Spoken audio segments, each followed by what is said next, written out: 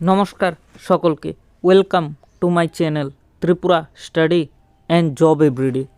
তো আজ কথা বলবো সরকারের মনোভাব নিয়ে, কারণ আমরা অনেক ধৈর্য ধরে এখনও বসে আছি।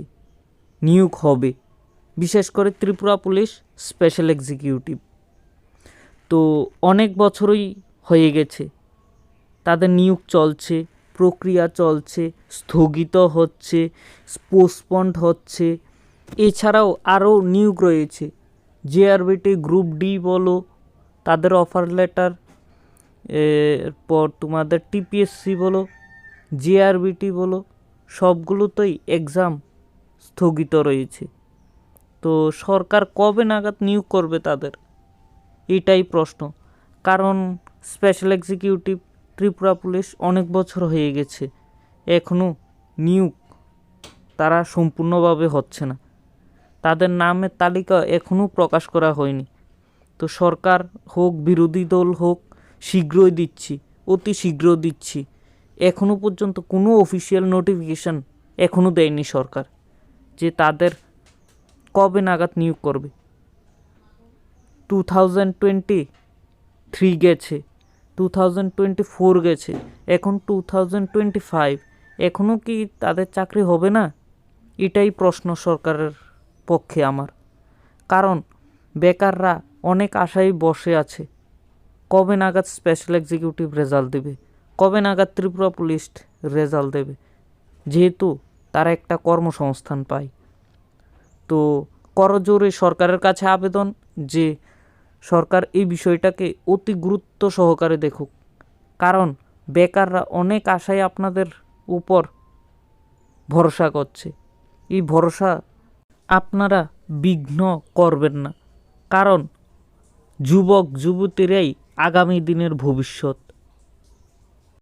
তাই আমি সকল ভাই বোনেদের পক্ষ থেকে সরকারকে বলছি যে অতি সত্বরই যেন special executive Tripura police result publish করে দেয় ত্রিপুরা গভর্নমেন্ট, কারণ তারা অনেক আশায় বসে আছে।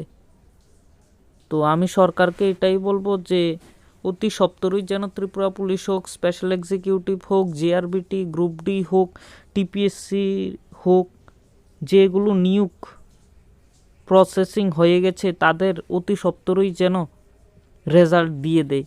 আর যেগুলো নতুন নিয়োগের বিজ্ঞপ্তি এসেছে তাদেরও যেন অতি শীঘ্রই নিয়োগ করা হয়। তাছাড়াও আমার যতটুকু এক্সপিরিয়েন্স আছে তার থেকে বলছি যে বিরোধী হোক, সরকারি পক্ষ হোক, ত্রিপুরা পুলিশ স্পেশাল এক্সিকিউটিভ নিয়ে সবাই কথা বলছে, কিন্তু ফায়ার সার্ভিস, জেল পুলিশ নিয়ে কোনো কথাবার্তাই হচ্ছে না মন্ত্রীদের মধ্যে। তো এটা কি আদৌ নিয়োগ করবে না করবে না, এটা আমাকে কমেন্টে আপনারা বিস্তারিত জানাবেন।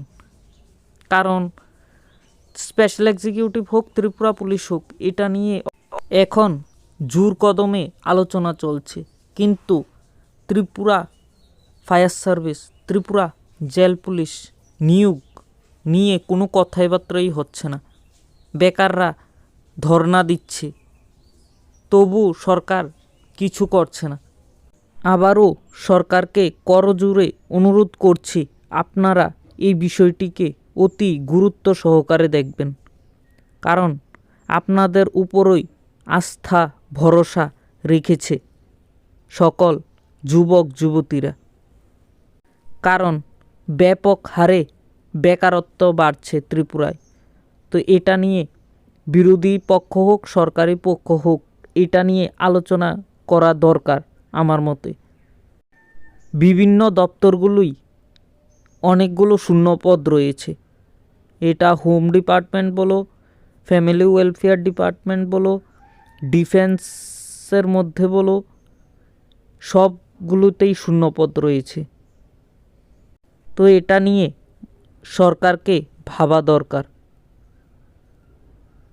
আমরা সকলেই সরকারের বিপক্ষে নয়, সকলেই পক্ষে আছি, কারণ আমরা সকলেই মিলেই এই গভর্নমেন্টটিকে ক্ষমতায় এনেছি।